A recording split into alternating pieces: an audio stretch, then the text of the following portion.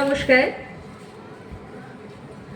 আমার আগে আমাদের স্যার শ্রী অরূপ কুমার বেজ উনি একটি আঞ্চলিক ভাষায় একটি আবৃত্তি করে গেলেন, ওনার নিজের লেখা।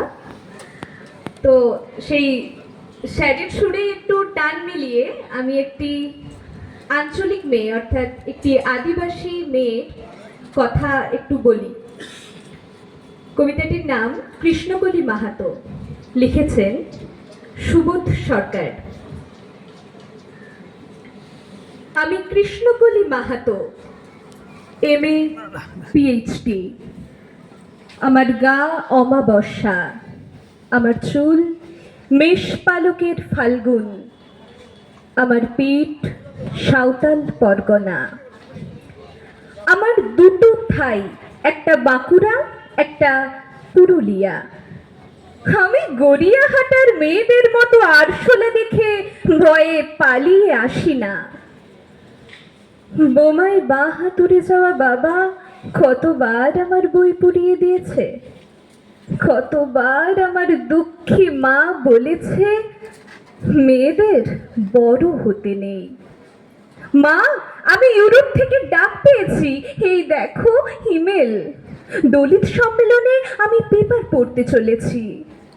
আমি কৃষ্ণকলি মাহাতো, MA PhD।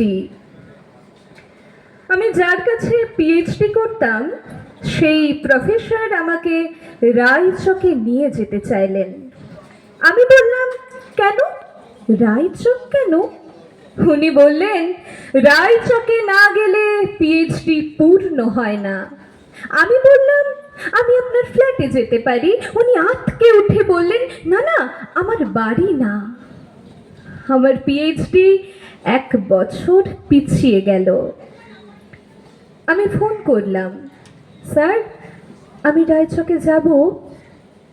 হোটেলের ঘরে উনি আমার মুকুটমণিপুরে হাত দিলেন, আমার সাঁওতাল পরগনার হুক খুলে ফেললেন, হা হয়ে দেখতে থাকলেন আমার বাঁকুড়া, আমার পুরুলিয়া। আমার 2 অগ্নিগোলকের কাছে মুখ নিয়ে এলেন। তখনই চিৎকার, আগুন আগুন আগুন, আমি পারবো না।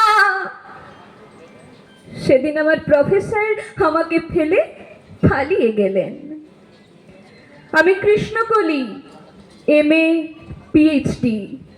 কত কষ্ট করে, কত অপমান সহ্য করে জঙ্গলে রাত জেগে বই পড়ে আমি এখানে এসেছি।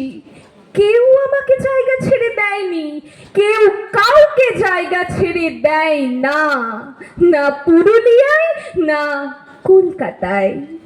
মা, আমি চেক ইন করে ভেতরে এলাম। মা, আমি ইমিগ্রেশনে দাঁড়িয়ে। বাবাকে দেখে রেখো, মানুষটার একটা হাত নেই।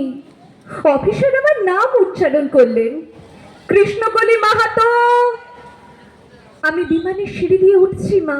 বিমান সেবিকা আমাকে ম্যাডাম বললো, আমাকে আমার নাম্বারে নিয়ে গিয়ে বসালো। আমি সিট বেল্ট বেঁধে ফেললাম। প্লেন রানওয়ে ধরে দৌড়াতে শুরু করেছে। দৌড় দৌড় দৌড়, কি গতি, কি তেজ, কি আওয়াজ! মনে হলো বিমান রানওয়ে ধরে দৌড়চ্ছে না, দৌড়চ্ছি আমি আমি আমি আমি কৃষ্ণকলি মাহাতো, MA PhD। আমি কৃষ্ণকলি মাহাতো। নমস্কার।